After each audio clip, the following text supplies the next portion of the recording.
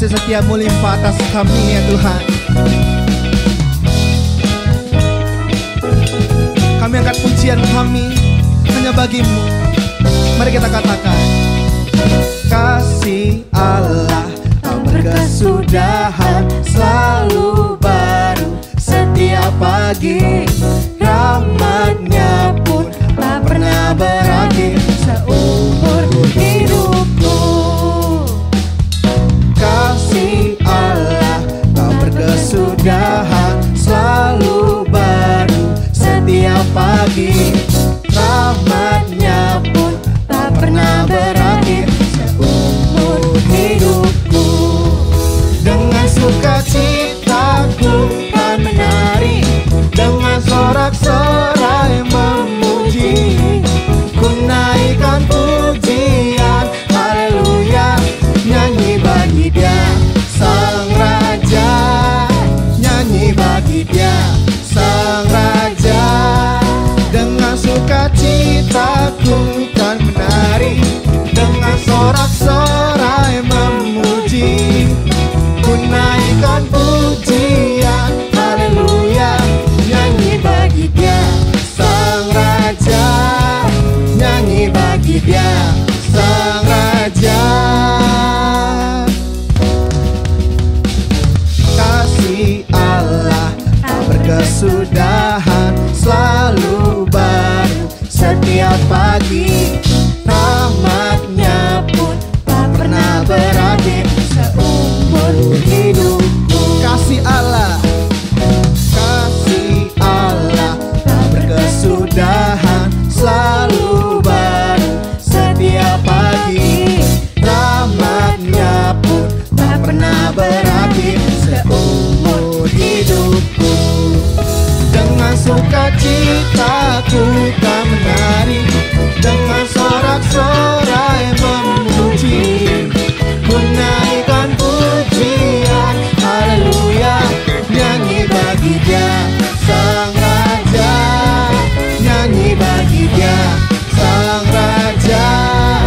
Dengan sukacitaku kan menari, dengan sorak-sorai memuji, ku naikkan pujian, haleluya, nyanyi bagi Dia Sang Raja, nyanyi bagi Dia Sang Raja.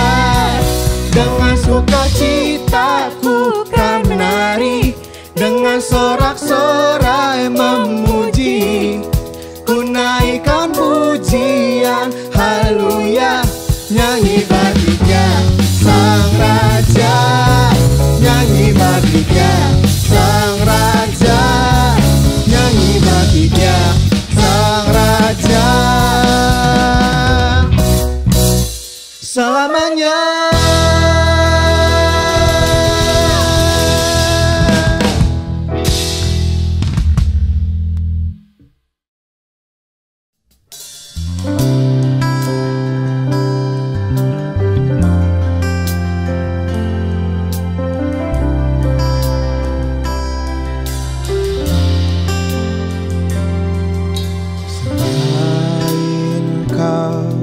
Tiada yang lain ada padaku di surga. Selain Kau tiada yang lain yang ku ingini di bumi, yang ku ingini di bumi. Sekalipun dagingku dan hatiku habis lenyap, gunung batuku dan bagianku tetaplah Allah selama-lamanya.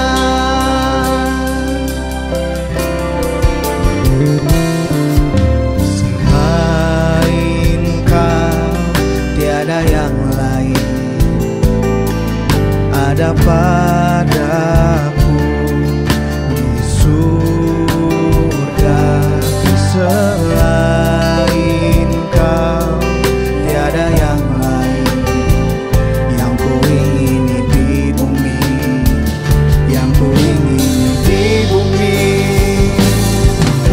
Sekalipun dagingku dan hatiku habis lenyap, gunung batuku dan bagianku,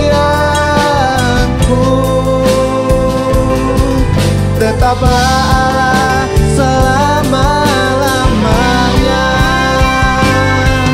Sekalipun dagingku dan hatiku habis lenyap, gunung batuku dan bagianku, tetaplah Allah selama. Sekalipun Tuhan hatiku habis lenyap, gunung batuku dan bagianku, tetaplah Allah selama-lamanya. Sekalipun dagingku dan hatiku habis lenyap, gunung batuku dan bagianku,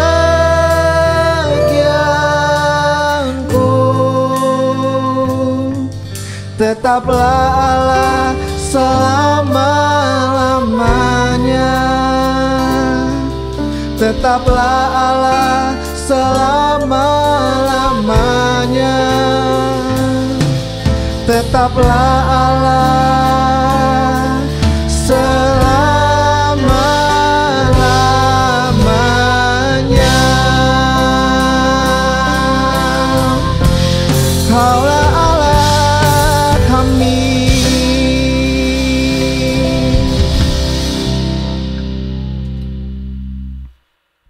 Shalom semuanya.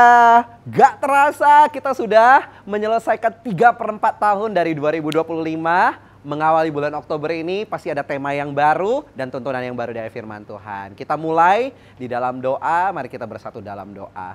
Ya Tuhan ya Bapa, kami bersyukur, sungguh kami berterima kasih untuk kasih dan penyertaan, pemeliharaan Tuhan dalam hidup kami. Memasuki bulan Oktober ini ya Tuhan, kami rindu firman-Mu yang kembali berbicara bagi setiap kami.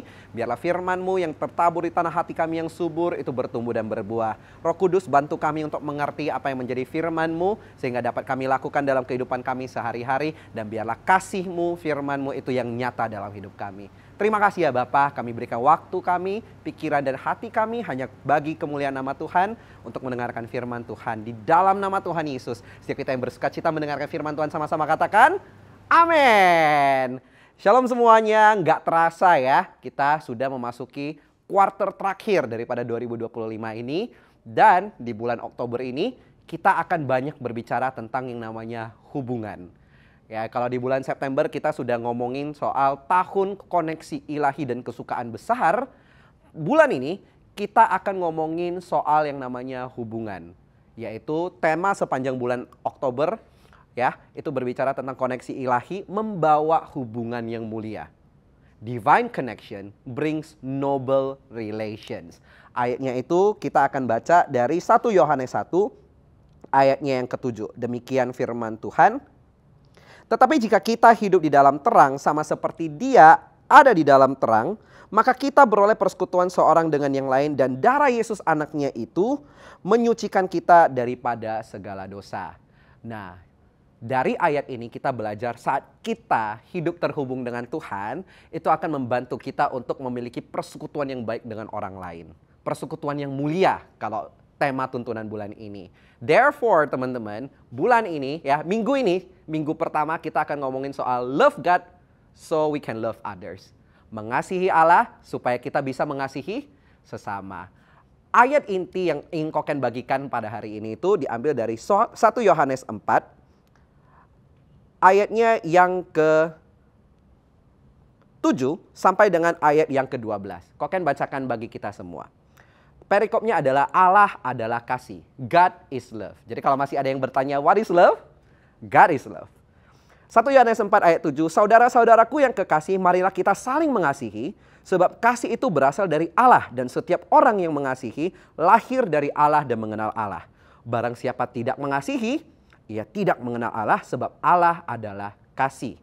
Dalam hal inilah kasih Allah dinyatakan di tengah kita, yaitu bahwa Allah telah mengutus anaknya yang tunggal ke dalam dunia supaya kita hidup olehnya. Inilah kasih itu. Bukan kita yang telah mengasihi Allah, tetapi Allah yang telah mengasihi kita dan yang telah mengutus anaknya sebagai pendamaian bagi dosa-dosa kita. Saudara-saudaraku yang kekasih, jikalau Allah sedemikian mengasihi kita, maka harusnya kita juga saling mengasihi. Tidak ada seorang pun yang pernah melihat Allah. Jika kita saling mengasihi, Allah tetap di dalam kita dan kasih-Nya sempurna di dalam kita. Amin. Teman-teman, ayat yang tadi Koken bacakan itu sudah menjelaskan dengan segitunya mengapa kita perlu mengasihi sesama kita. Yang pertama pastinya karena Allah terlebih dahulu mengasihi kita. Itulah kasih itu. Allah itu kenapa adalah kasih? Karena Dia terlebih dahulu menunjukkan kasih-Nya bagi setiap kita. Bagaimana? Dengan mengutus anaknya yang tunggal yang kita sembah di dalam nama Tuhan Yesus sebagai pendamaian atas dosa-dosa kita. That is the divine connection. Dan karena kasih Allah itu ada di dalam diri kita, kasih Allah telah dinyatakan dalam diri kita, makanya kita juga perlu mengasihi sesama. That is the greatest commandment yang Tuhan Yesus ajarkan bagi kita di Matius 22. Masih ingat kan? Tuhan Yesus mengatakan, apa kesimpulan daripada seluruh hukum Taurat? Yang pertama, kasihilah Tuhan Allahmu dengan segenap hatimu, dengan segenap jiwamu, dan dengan segenap akal budimu. Dan hukum yang kedua yang sama dengan itu, ya dicatat di Matius 22 ayat 37-39, kasihilah sesamamu manusia seperti dirimu sendiri. Teman-teman, ketika Allah sudah menyatakan kasih-Nya yang sedemikian bagi kita, bagaimana respon kita? Itu yang kita pelajari hari ini. Love God. Respon kita harusnya kita juga mengasihi orang yang telah mengasihi kita. Karena Allah terlebih dahulu sudah menyatakan kasih-Nya. Yuk coba kita bayangkan di kehidupan kita sehari-hari. Saat ada teman yang membantu kita dalam kesulitan kita. Misalnya nih, teman-teman lagi kesulitan belajar di sekolah. Ada teman yang datang ke kalian, ke setiap kita ya teman-teman. Terus nanyain, kamu lagi ada kesulitan ya? Iya, aku nggak ngerti pelajaran yang diajarin bapak itu atau ibu itu. Oh sini ku bantu jelaskan. Dan dari situ kita memulai sebuah pertemanan. Bukankah kita berterima kasih? Dan bagaimana cara kita menunjukkan rasa terima kasih kita? Pastinya ada sesuatu yang kita berikan juga sebagai wujud kasih kita. Nah hari ini bagaimana sih respon kita terhadap kasih Tuhan? Apa sih yang kita berikan sebagai wujud kasih kita sama Tuhan? Apakah kita terlibat di dalam pelayanan? Apakah kita tertanam di gereja lokal atau di dalam kelompok mentoring? Atau kita melakukan firman Tuhan dalam kehidupan sehari-hari? Seperti kita mulai saat teduh, kita mulai rajin berdoa, kita mulai melakukan firman Tuhan di dalam kehidupan sehari-hari kita, baik di sekolah ataupun di keluarga. Itu adalah tanda-tanda bahwa kita mengasihi Tuhan. Dan teman-teman, Tuhan Yesus juga menyatakan ya, selain the greatest commandment yang Tuhan berikan, Tuhan juga memberikan the new commandment. Di mana setiap kita itu bukan hanya perlu mengasihi Tuhan, tapi kita juga perlu saling mengasihi. Supaya apa? Supaya kasih Allah itu sempurna di dalam diri kita. Di 1 Yohanes 4 ayatnya yang ke-12 tadi dikatakan tidak ada seorang pun yang pernah melihat Allah. Benar, kita semua nggak pernah melihat Allah. Tapi jika kita saling mengasihi, Allah itu tetap ada di dalam kita dan kasih-Nya sempurna di dalam kita. Koken akan berikan sebuah ilustrasi, yaitu sebuah kisah di mana seorang anak itu rindu untuk bertemu dengan Tuhan. Dia bertanya-tanya kepada orang tuanya, siapakah Tuhan itu? Anak ini itu tumbuh di tengah keluarga yang biasa-biasa aja, tapi dia tidak menemukan kasih itu. Suatu hari anak ini itu merenung di pinggir sebuah sungai. Dan di sana dia itu melihat seorang nenek yang juga sedang terduduk di sana. Ketika dia melihat nenek itu, dia samperin, dia tanyain nenek itu, dan nenek itu pun mengajak dia berbincang-bincang. Dan mereka pun ngobrol sampai matahari itu terbenam. Nenek itu ngomongin soal bagaimana ia juga merindukan cucunya, bagaimana cucunya sekarang sudah dewasa, ya anaknya sudah dewasa, cucunya juga sudah besar, sudah berangkat kuliah, anak-anaknya sudah bekerja, dan dia sedang hidup di dalam ketenangan dan kedamaiannya. Tetapi di tengah kedamaian dan ketenangannya, dia itu merasakan kesepian, kesendirian. Dan ketika selesai berbicara dengan anak itu pun pulang. Orang tuanya menanyakan dia, kamu dari mana? Anak itu dengan sederhana menjawab, saya bertemu Tuhan. Bagaimana kamu bisa bertemu Tuhan? Dari seorang nenek yang membagikan bagaimana dia mengasihi anak-anak dan cucu-cucunya. Bagaimana dia mendengar cerita bahwasanya seorang nenek itu berusaha keras membesarkan anak-anaknya sampai sukses, ya, merawat cucu-cucunya sampai besar dan boleh berkuliah. Anak itu pun belajar bahwasanya melihat Tuhan itu bukan berarti melihat Tuhan secara fisik, tetapi bagaimana melihat pribadi Tuhan di dalam karakter setiap orang masing-masing lewat kehidupan mereka. Teman-teman, bagaimana orang lain melihat Tuhan di dalam diri kita? Matius 5 ayat 16 juga mengatakan, demikianlah hendaknya terangmu bercahaya, supaya orang melihat perbuatanmu yang baik dan memuliakan Bapamu yang di surga. Tidak perlu dengan kita tampil di depan dan membagikan firman Tuhan seperti yang mungkin Koken lakukan sekarang. But through our life, orang itu bisa melihat Tuhan. Bisa melihat kasih Tuhan itu nyata dalam diri kita. Nah, teman-teman, itulah yang Tuhan Yesus rindukan bagi setiap kita. Bukan hanya kita mengasihi Allah, tapi juga mengasihi sesama. Nah, tentu saja yang terutama yang perlu kita bangun sebelum kita melangkah ke sana adalah fondasinya. Fondasinya pastinya ya kita perlu mengasihi Allah terlebih dahulu. Bagaimana sih kita membangun hubungan yang mulia dengan Tuhan dan dengan sesama? Yang pertama, kita perlu minta hati kita diubahkan. Kita perlu minta Tuhan memberikan hati yang baru. Dicatat di Yehezkiel 36 ayat 26 sampai yang ke-27. Koken bacakan bagi kita semua. Yehezkiel 36 ayatnya yang ke-26 sampai 27. Kamu akan kuberikan hati yang baru dan roh yang baru di dalam batinmu, dan aku akan menjauhkan dari tubuhmu hati yang keras dan kuberikan kepadamu hati yang taat. Rohku akan kuberikan diam di dalam batinmu, dan aku akan membuat kamu hidup menurut segala ketetapanku dan tetap berpegang pada peraturan-peraturanku dan melakukannya. Yang pertama, kita perlu minta hati kita diubahkan Tuhan. Karena tidak bisa dipungkiri ya, saat kita menjalani kehidupan sehari-hari, mungkin hati kita jadi keras. Hati kita jadi keras karena kita melihat orang-orang di sekitar kita yang mungkin tidak sesuai dengan ekspektasi kita, mengecewakan ataupun menyakiti kita. Hati kita jadi keras, dipaksa ya tanda kutip untuk keras. Karena kalau misalnya saya terlalu baik hati, terlalu lunak, yang ada saya dimanfaatkan orang. Teman-teman, Koken mau sampaikan, tidak ada yang salah dalam kasih. Yang ada adalah orang yang tidak tahu terima kasih. Artinya apa? Kasih yang kita tunjukkan mereka salah gunakan. Firman Tuhan di Roma menjelaskan bahwasannya saat kita sudah menerima kasih dari Tuhan itu, apakah itu berarti kita boleh semena-menanya melakukan dosa lagi? Justru tidak. Kita sudah bebas dari perhambaan dosa. Kenapa kita mau kembali diperhamba dosa? Sama, kita sudah terima kasih itu dari Tuhan. Masa kita mau menukarkan kasih itu dengan perilaku dosa kita lagi? Oleh sebab itu apa yang harus kita lakukan? Kita minta Tuhan melembutkan hati kita. Apakah kita bisa lakukannya dengan kekuatan sendiri? Tidak bisa. Oleh sebab itu kita perlu bantuan Roh Kudus. Dan itu yang sudah Tuhan berikan sewaktu ia naik ke surga. Ia mengirimkan Roh Kudus sebagai penghibur dan penolong bagi setiap kita. Supaya Roh Kudus bisa mampu memimpin kita terhadap dalam segala kebenaran yang Tuhan berikan. Makanya dicatat di Yehezkiel 36 ayat 27 tadi, supaya Roh Tuhan tinggal di dalam diri kita dan kita mampu melakukan segala ketetapan-ketetapannya Tuhan.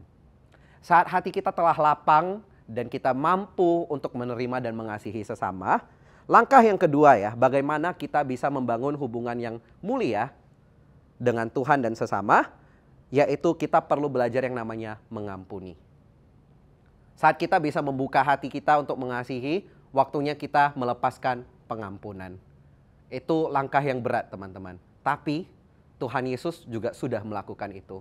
Saat ia berada di atas kayu salib, dicatat di Lukas 2 ayatnya yang ke-23 ayat ke-34. Dikatakan bahwa Tuhan mengampuni mereka. Bahkan Tuhan berdoa, Bapa ampunilah mereka sebab mereka tidak tahu apa yang mereka perbuat. Teman-teman mungkin pernah mendengar perkataan seperti ini. Orang yang sakit, orang yang dilukai, orang yang disakiti pasti menyakiti.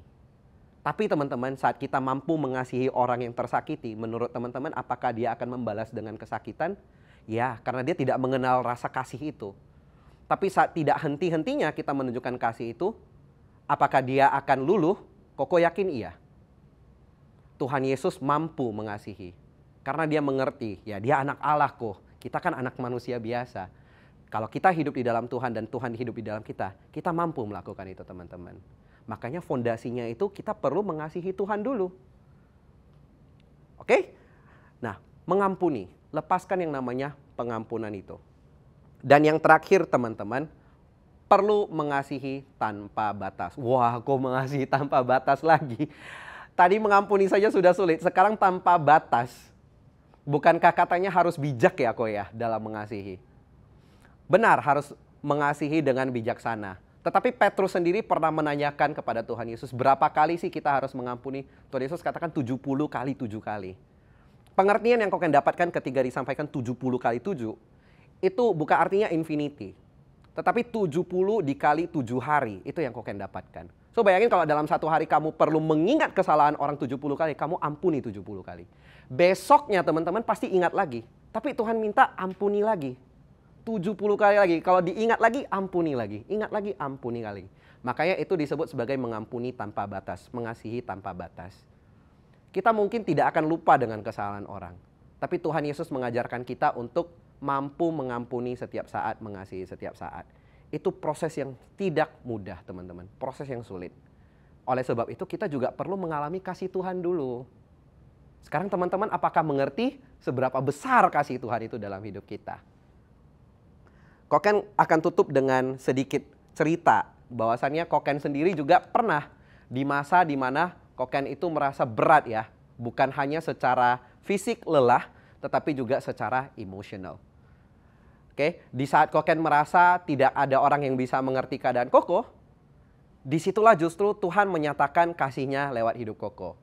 Bagaimana Koken menemukan kasih itu? Ya. Jadi kan kita lagi training ya teman-teman, dan ada yang namanya jurnal saat teduh. Saat Koko memulai jurnal saat teduh itulah Koken kembali menemukan bagaimana Tuhan itu begitu mengasihi kita. Koken kembali membaca firman Tuhan itu seperti surat-surat cinta yang Tuhan berikan untuk menghibur hati Koko. Teman-teman nggak percaya? Coba aja. Ya, Koken sendiri bayangin ya teman-teman, Koken stop jurnal saat teduh itu 13 September, itu tahun lalu. Tahun ini teman-teman, jurnal saat teduh itu dimulai 14 September 2025. Wow, keren ya teman-teman ya. 13 September 2024 stop, mulai kembali itu 14 September 2025. Kebetulan Koko rasa tidak. Dan seiring Koken menjalaninya, maka Koken kembali menemukan, wah rupanya cukup ya kasih Tuhan itu di dalam hidup Koko. Koko mengalami hari-hari Koko itu dengan emosional yang naik dan turun. Itu Koko alami, teman-teman yang mengecewakan mungkin. Koken mengajar ya, murid-murid yang mengesalkan. Ya, atau orang-orang yang mungkin tidak mengerti keadaan Koko. Koken alami itu semua juga teman-teman. Tetapi saat Koko merenungkan firman Tuhan, ada penghiburan-penghiburan yang Tuhan berikan. Bahkan tanpa Koko sadari saat Koko berdoa, ada saja berkat-berkat Tuhan yang Tuhan nyatakan di dalam hidup Koko. Kalau Koken bisa mengalami itu teman-teman, Koken yakin percaya teman-teman juga pasti bisa mengalami itu. Amin teman-teman. Jadi yang terpenting yang kita perlu mulai apa? Kita perlu mengasihi Tuhan dulu. Bagaimana cara Koko mengasihi Tuhan? Ya Koko meluangkan waktu Koko untuk saat teduh bersama dengan Tuhan. Untuk ngobrol one on one sama Tuhan. Nah teman-teman kalau mau tahu caranya, sederhana. Teman-teman tetapkan satu waktu di dalam harimu untuk bisa teduh, tenang. Kalau firman Tuhan mencatat di Yeskiel itu, di pagi hari Tuhan mempertajam pendengaranku seperti seorang murid. Nah jadi teman-teman kalau mau luangkan waktu di pagi hari sebelum berangkat sekolah bisa. Atau di malam hari sesudah kegiatan teman-teman. Seperti yang Koko lakukan. Di sanalah Koko diam, Koko berdoa, Koko baca firman Tuhan. Seperti itu teman-teman. Dan di sana teman-teman akan temukan penghiburan-penghiburan dan janji-janji Tuhan. Saat teman-teman dapatkan itu, Koken yakin dan percaya, teman-teman akan lebih bisa menghadapi hari-hari yang teman-teman lalui ke depannya. Buktinya apa? Koken itu punya seorang murid yang lasak banget teman-teman. Dan Koken kadang tidak tahan dengan kelasakannya. Tapi ada satu hari di mana saat Koken merenungkan firman Tuhan, Koken mampu memeluk anak itu, mengasihi anak itu dengan kasih. Koken yang tidak percaya, kalau secara badan ya, secara daging itu Koken nggak mampu. Pasti Koken akan marah sama anak itu. Tetapi Koken percaya Roh Kudus yang mengingatkan Koko untuk mengasihi anak itu sama seperti Tuhan mengasihi Koko. Hari-hari ini siapa sih di hidup teman-teman yang teman-teman rasa sulit untuk teman-teman kasihi, sulit teman-teman ampuni? Coba datang ke hadapan Tuhan. Tuhan, lembutkan hatiku. Tuhan, berikan rohmu, bimbing aku supaya aku mampu mengasihi, bahkan mengampuni orang tersebut. Koko percaya itu tidak mudah. Oleh sebab itu, kita perlu bertumbuh terlebih dahulu di dalam komunitas. Dimulai dari komunitas gereja yang teman-teman miliki, teman-teman bergaul dengan sesama pelayan ataupun sesama jemaat Tuhan. Di situ teman-teman belajar mengasihi dulu dalam kelompok kecil itu. Baru saat teman-teman masuk ke hari-hari yang biasa, bukan hari Minggu lagi, teman-teman pasti bisa menghadapi teman di lingkungan sekolahmu lebih baik lagi. Amin. Nah, jadi ingat, to love others, love God. Seperti bagaimana Tuhan mengasihi kita, ayo kita juga mengasihi Tuhan agar kita mampu mengasihi sesama kita. Amin. Mari kita satukan hati, kita bersatu dalam doa. Tuhan ya Bapa, kami bersyukur, kami berterima kasih punya Allah yang begitu mengasihi kami. Allah yang bahkan mengaruniakan anaknya yang tunggal di dalam nama Tuhan Yesus. Untuk menebus setiap dosa kami. Untuk menyatakan kasih-Mu bagi setiap kami. Sehingga ya Tuhan kami boleh melihat, merasakan kasih-Mu dan membagikannya bagi semua orang. Tuhan biarlah kasih-Mu yang hari ini melimpah atas setiap kami agar kami belajar untuk mengasihi dan mengampuni. Hari ini kami bawa di hadapan Tuhan orang tua kami, saudara-saudara kami, teman-teman kami ya Tuhan. Kami bawakan nama-nama mereka di dalam doa kami. Kami mau belajar mengasihi, kami mau belajar mengampuni mereka. Tuhan lapangkan setiap hati kami. Tuhan yang kiranya perbaharui hati kami, lembutkan hati kami Tuhan. Roh Kudus bimbing kami, ajar kami, supaya kami mampu melakukan segala ketetapan daripada Tuhan. Terima kasih ya Bapa, sungguh besar kasih-Mu bagi setiap kami. Hari ini juga ya Tuhan kami mau menunjukkan kasih kami, kerinduan kami atas bangsa kami. Kami berdoa untuk Indonesia, biarlah Indonesia bagi kemuliaan nama-Mu, biarlah ada belas kasih Tuhan atas bangsa kami dari Sabang sampai Merauke. Kami juga mengangkat tangan kami untuk kota kudus-Mu Yerusalem. Shalom Yerusalem, diberkatilah kota kudusnya Tuhan, kota pilihan Tuhan. Biar ada sentosa dalam puri-Mu dan sejahtera di lingkungan tembok-Mu. Dan biarlah berkat atas kota pilihan-Mu itu mampu mengalir atas bangsa kami, keluarga kami, bahkan atas setiap kami. Terima kasih ya Bapa. Sebentar kami akan berpisah. Kiranya Tuhan yang senantiasa memberkati kami dalam kehidupan kami sehari-hari. Mari teman-teman arahkan tangan dan hatimu ke surga. Kiranya hari ini Tuhan memberkati engkau dan melindungi engkau. Tuhan menyinari engkau dengan wajahnya dan memberi kau kasih karunia. Tuhan menghadapkan wajahnya kepada engkau dan memberi kau damai sejahtera. Hari ini terimalah berkat yang melimpah dari Allah Bapa, cinta kasih dari Tuhan Yesus, serta persekutuan yang manis dengan Roh Kudus. Kiranya itu yang menyertai kita dari hari ini sampai selama-lamanya. Amin. Selamat hari Minggu, Tuhan Yesus memberkati. Shalom.